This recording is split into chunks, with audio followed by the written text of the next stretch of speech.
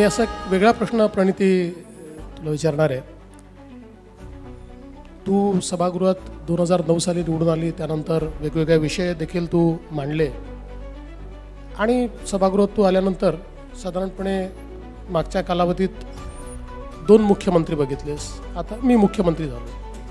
पण मला तुला प्रश्न असा विचारायचा आहे की 1999 पासनं 2013 सालापर्यंत जे मुख्यमंत्री झाले यात तुला आवडणारे सगळ्यात चांगले मुख्यमंत्री कोण?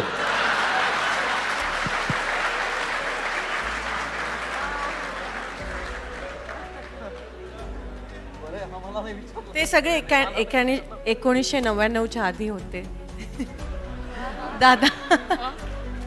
ते सगळे 1999च्या आधी होऊन गेले.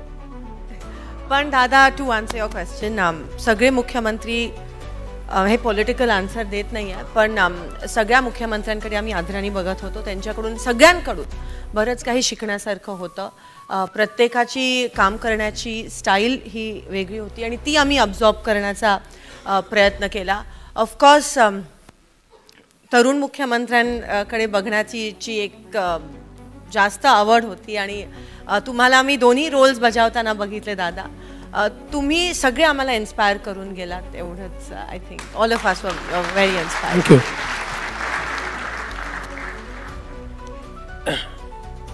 शैनाजी, या फॅशनच्या दुनियेमध्ये एवढं चांगलं आपलं चाललं होतं, देशभरामध्ये आपलं नाव फॅशनच्या दुनियेत होतं, हे आपल्या डोक्यात कुठनं आलं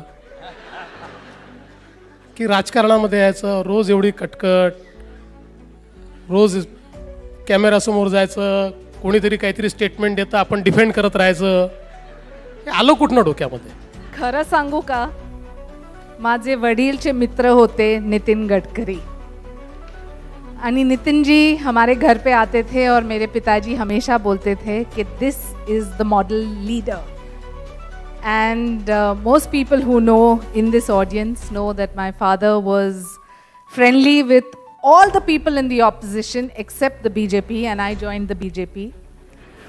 लेकिन जो सवाल आपने प्रणिति को पूछा, आप मुझे नहीं पूछ सकते हैं क्योंकि मैं अभी भी कतार में हूँ. लेकिन मैं एक चीज़ आश्वासन से कह सकती हूँ कि बहुत ही ज़रूरी है कि प्रोफेशनल्स राजनीति में आए. स्टीरियोटाइप्स है कि ये तो सिर्फ साड़ी पहनाती है, इसको राजनीति के बारे में क्या पता है. मैं एक ना एक दिन सभी को चुप तो ज़रूर करूँगी और लोकमत के माध्यम से कहना चाहती हूँ, it's important to treat any profession as your profession, but politics is my passion. वैसे अभी अभी आमिर जी ने एक बात कही थी रणवीर को, सब्र का फल मीठा होता है. धन्यवाद. पंकजाताई, मंत्री म्हणून आम्ही तुम्हाला बघतो, तुम्ही फार पॅशनेट आहात. काम झालं पाहिजे, झालं नाही की तुम्ही नर्वस होऊन जाता, कामाचा खूप पाठपुरावा करता, झालं नाही तर अधिकाऱ्यांना अक्षरशः भांडवून सोडता. मला प्रश्न एवढाच विचारायचा आहे की असा तुमचा स्वभाव जर असेल तरी देखील अमित आणि आर्यमान नेहमी हसत कसे असतात? सर, जो माझा घरी स्वभाव आहे त्याच्या एकदम विपरीत बाहेर स्वभाव आहे.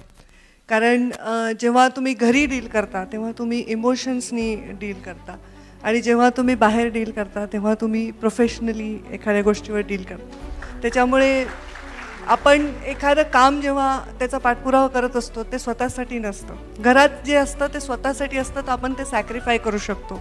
पण जेव्हा राजकारणात आपण एखाद्या म्हणजे आपण काही बनवलं तर ते आर्यमानने खाल्लंच पाहिजे असा आग्रह घरी नसतो.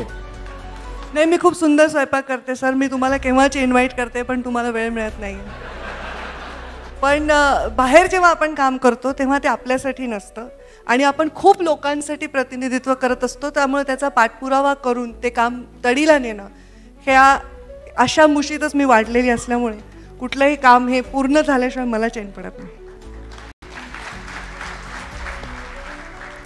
विश्वजित, तुम्ही गेले अनेक वर्ष राजकारणात हे काम करतात, शिक्षण संस्था चांगल्या चालवतात, एक यूथ लीडर म्हणून एक मोठा प्रवास तुम्ही केला आहे, आज अध्यक्ष देखील आहात, आणि तुमची स्वतःची एक आयडेंटिटी तुम्ही तयार केली आहे.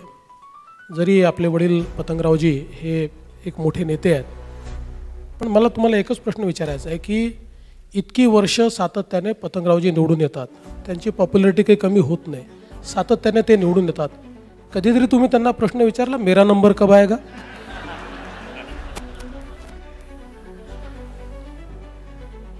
विचारला आणि त्या प्रश्नाच्या उत्तरात आता मी वाट पाहणार नाहीये. पुढच्या वेळेस त्यांचा नंबर नाही आणि माझा नक्की आहे एवढं नक्की. हा सल्ला याला मी मागच्या वेळेसच दिला होता, त्यावेळेस ऐकलं नाही.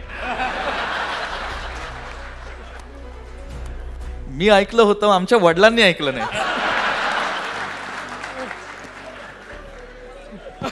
पण तुमच्या वडिलांना समजावू शकेल असं सध्या तरी मला कोणी दिसत नाही, त्यामुळे आमच्याकडनं ऑफर आहे.